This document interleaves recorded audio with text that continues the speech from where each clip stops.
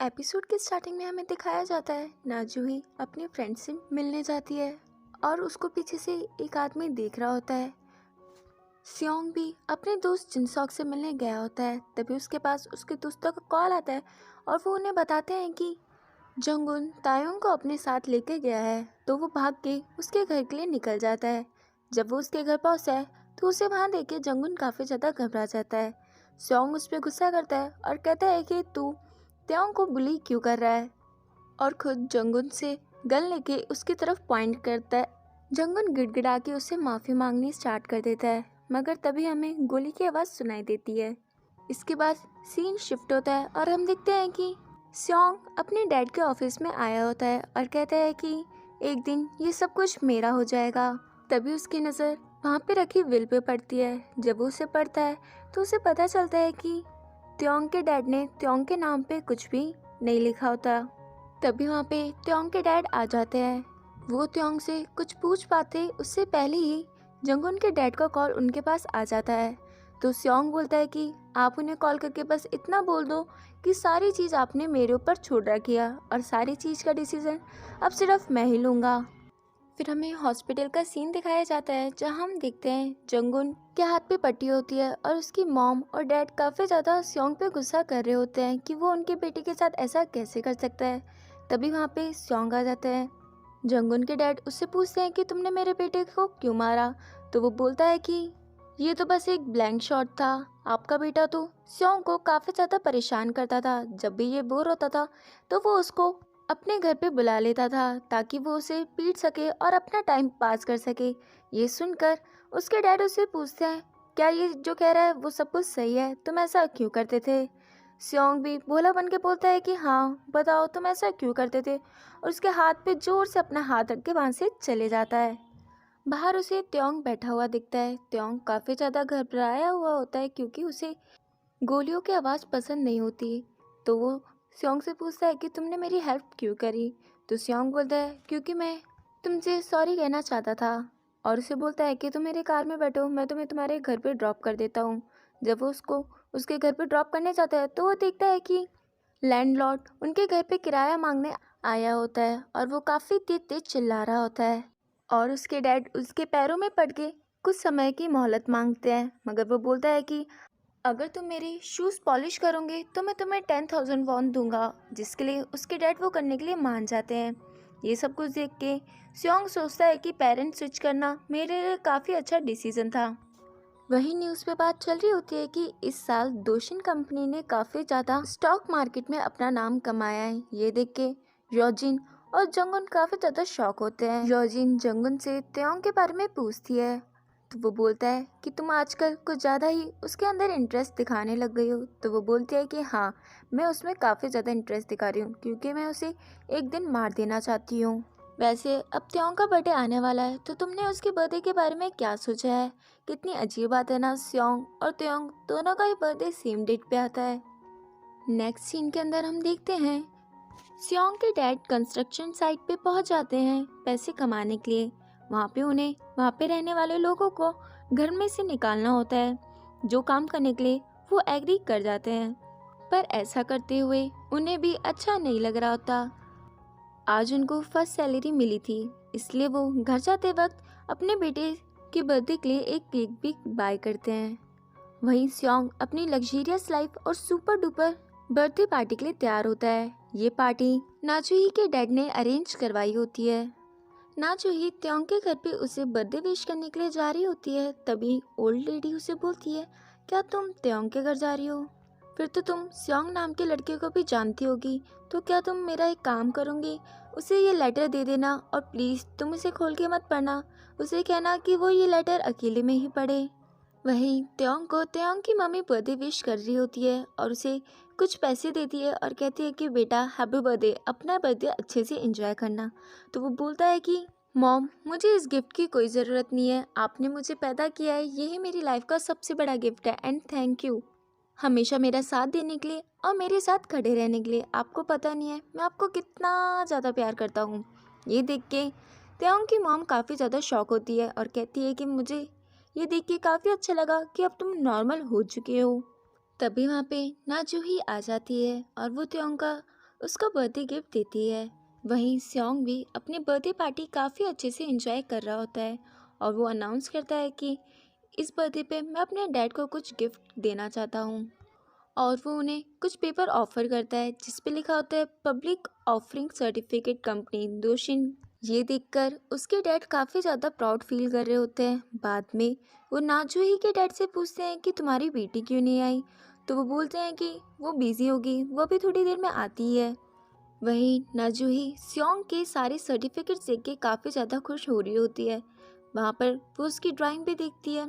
वो उससे पूछती है कि तुमने स्केचिंग करनी कब से स्टार्ट करी, तो वो बताता है कि ये तो बस मैं अपने डैड्स की ड्राइंग की कॉपी करता हूँ। और उसे बोलता है अगर तुम बुरा नहीं मानो तो क्या तुम मेरा कोरियन असाइनमेंट में हेल्प करोगी। तभी उन दोनों की नज़र पड़ती है एक कॉकरोच पे।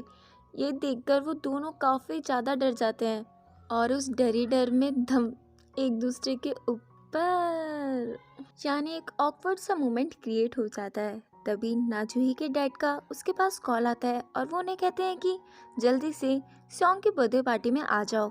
वहीं स्योंग ने अपने फ़ोन के अंदर सारे गेस्ट की लिस्ट बनाई रखी होती है और उन सबको देख देख के अच्छे से ग्रीट करता है। ये देख के उसके डैड काफ़ी ज़्यादा इम्प्रेस होते हैं कि आफ्टर ऑल उनका बेटा भी काम में इंटरेस्ट लेना स्टार्ट कर दिया है।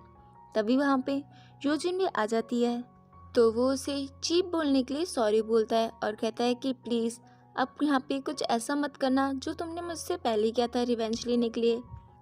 तभी हम देखते हैं पार्टी के अंदर नाजूही के साथ त्योंग भी आया होता है। वहीं स्योंग को स्योंग की मॉम बोलती है कि अब तुम्हारा पियानो बजाने का टाइम हो चुका है, ये तुम हमेशा अपनी बर्थडे पे करते थे। और वहाँ खड़े सभी लोग उसके लिए चीयर अप करते हैं, मगर तभी त्योंग आके पियानो बजाना स्टार्ट कर देता है और वो काफ़ी अच्छा पियानो बजा रहा होता है। ये देखकर स्योंग की मॉम शॉक होती है क्योंकि ये बिल्कुल स्योंग की तरह ही प्ले करता है। इसके बाद वो स्योंग को बर्थडे विश करता है, तो स्योंग समझ जाता है कि इन दोनों की बॉडी तो एक्सचेंज हो चुकी है, मगर इन दोनों की हैबिट्स, टैलेंट, हॉबीज़ और डर सब कुछ अभी भी सेम ही है। बाद में नाजू ही स्योंग को विश करने आती है, तो स्योंग बोलता है कि मेरा बर्थडे गिफ्ट कहाँ है, अब मत कहना कि तुम खाली हाथ आ चुकी हो। तो वो बोलती है कि मेरे पापा ही तुम्हारे लिए पार्टी ऑर्गेनाइज करें और तुम्हें अभी भी गिफ्ट चाहिए, सच अ चीप पर्सन। और तभी वो उसे ओल्ड लेडी का कार्ड देती है और कहती है कि ये कार्ड मुझे ओल्ड लेडी ने दिया है। जब वो कार्ड पढ़ता है तो बोलता है कि उससे तुमने त्योंग को देखा क्या, वो कहाँ गया है। तो वो बोलती है कि मैं तो खुद उसे ढूंढ रही हूँ, मुझे नहीं पता वो कहाँ गया है। तब हमें दिखाया जाता है ओल्ड लेडी ने उस कार्ड में लिखा होता है कि अगर तुम अपने बर्थडे के दिन अपने रियल पेरेंट्स से मिलते हो तो तुम्हारे पेरेंट्स वापस से स्विच हो जाएंगे और तुम वापस से वही बन जाओगे जो तुम पहले थे। और तभी हम देखते हैं कि त्योंग अपने डैड के काफ़ी पास से जाता है। तभी योजिन उसके पास आती है और उससे पूछती है कि क्या तुम मेरे साथ कॉफ़ी पीने चलोगे, और वो उसके लिए हाँ कर देता है। वहीं स्योंग पागलों की तरह त्योंग और अपने डैड को ढूंढ रहा होता है। इसे डर था कि कहीं ये अपनी लग्जरियस लाइफ वापस से खो ना दे। तभी वो देखता है कि सामने त्योंग खड़ा है और पीछे से उसके डैड आ रहे हैं। तभी वो उन्हें कस के हग कर लेता है और कहता है कि डैड, मैं आपको काफ़ी ज़्यादा मिस कर रहा था। ये सब कुछ वो इसलिए करता है ताकि उसके डैड त्योंग को ना देख पाए। बाद में नाजूही स्योंग के बारे में ही सोच रही होती है कि आज वो काफ़ी ज़्यादा अनफेमिलियर लग रहा था। तभी वहाँ पे उसके डैड आते हैं और कहते हैं कि तुम्हारा जो दोस्त है ना, जो सीवी स्टोर में काम करता है, बेहतर होगा अगर तुम उससे दोस्ती तोड़ दो, क्योंकि मुझे लगता है तुम अपनी औकात भूलती जा रही हो और गरीबों की तरह ही बिहेव करती हो।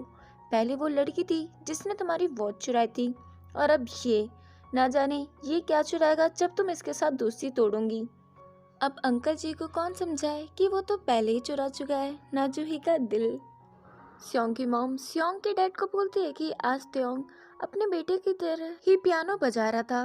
तो वो बोलते हैं कि हो सकता है वो अपने बेटे को कॉपी करने की कोशिश कर रहा हो ताकि वो भी थोड़ा रॉयल फील कर सके।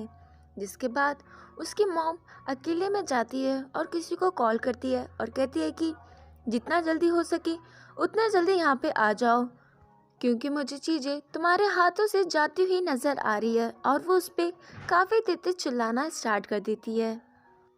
नेक्स्ट सीन में हम देखते हैं लैंडलॉर्ड और स्योंग की बहन के बीच में लड़ाई चल रही होती है। वो इस पे चिल्ला रही होती है क्योंकि ये नालायक इंसान इसको खिड़की में से नहाता हुआ देख रहा होता है। ये बात म्योंकी जो स्योंग का पी है वो भी सुन लेता है। अभी वो देखता है कि लैंडलॉर्ड उसके बाल खींचना स्टार्ट कर दिया। तभी वहाँ पे वो आता है और उनकी लड़ाई छुड़वानी स्टार्ट करता है, मगर उससे पहले ही उसकी बहन उसके एक मुक्के के मारती है और म्योंकी को बोलती है, अच्छा बच्चू, तो तू भी इनके साथ मिला हुआ है, तो अब तू भी मेरे मुक्के का मजा ले, और उसको भी पीट देती है।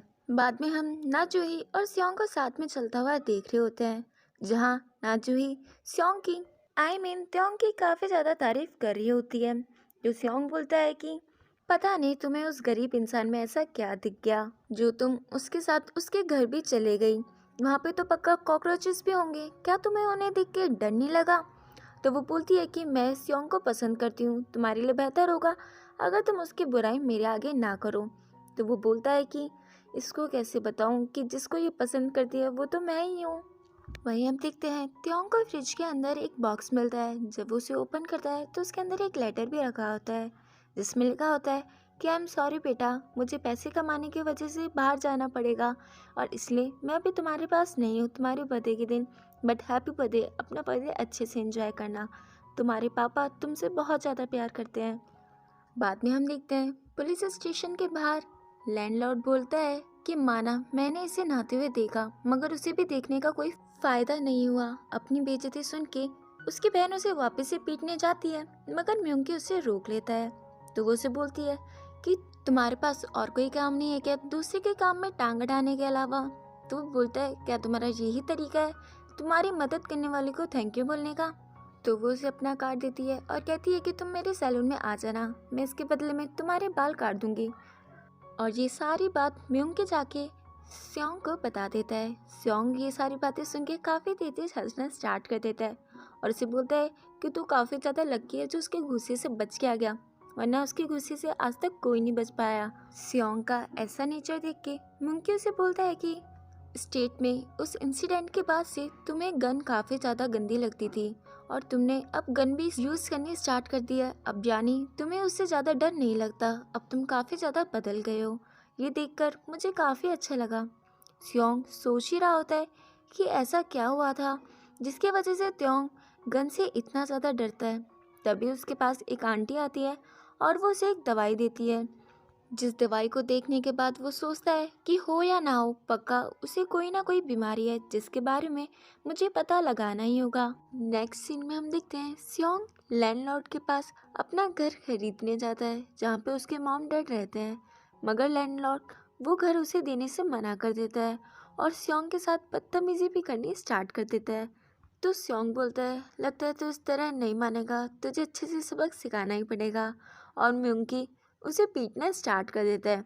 मगर वहाँ पे लैंडलॉर्ड के काफ़ी सारे चमचे भी होते हैं, जिसके बाद म्योंकी उन सबको एक एक करके धो डालता है। काफ़ी मस्त ठुकाई करता है ये इन लोगों की, जिसे देखकर स्योंग काफ़ी ज़्यादा इंजॉय कर रहा होता है। अपनी अच्छी खासी मरम्मत करवाने के बाद लैंडलॉर्ड पहुंच जाता है स्योंग के घर पे और उन सबसे माफ़ी मांगता है। कहता है कि मुझसे गलती हो गई, तुम जितना चाहो उतना टाइम इस घर में रह सकते हो और कहोगे तो मैं भी तुम्हें आगे से पैसे दे दूंगा। नेक्स्ट हम देखते हैं स्योंग देखता है कि कॉलेज के अंदर जूही और त्योंग एक दूसरे के काफ़ी क्लोज होके गेम खेल रहे होते हैं। तभी वहाँ पे योजिन आ जाती है और उसे कॉफ़ी का कैन ऑफर करती है और कहती है कि ये तुम्हारा बर्थडे गिफ्ट है। तो स्योंग बोलता है मगर तुमने तो मुझे अपना बर्थडे गिफ्ट दे दिया था। तो वो बोलती है कि हाँ, अब से तुम क्या है काफ़ी दिनों से अच्छे से पेश आ रहे हो ना, इसलिए ये दे रही हूँ, वैसे मैं कॉफ़ी किसी को नहीं देती, ये मेरी फेवरेट है। यहाँ पे योजिन की बातें सुन के मुझे लगता है कि योजिन त्योंग पे पूरी पूरी तरीके से लाइन मार रही है। अब ये तो नेक्स्ट एपिसोड में ही पता चल पाएगा कि योजिन की मारी हुई लाइन कितनी लंबी खींचती है या उससे पहले ही आके कोई उसे मिटा देता है। तब तक के लिए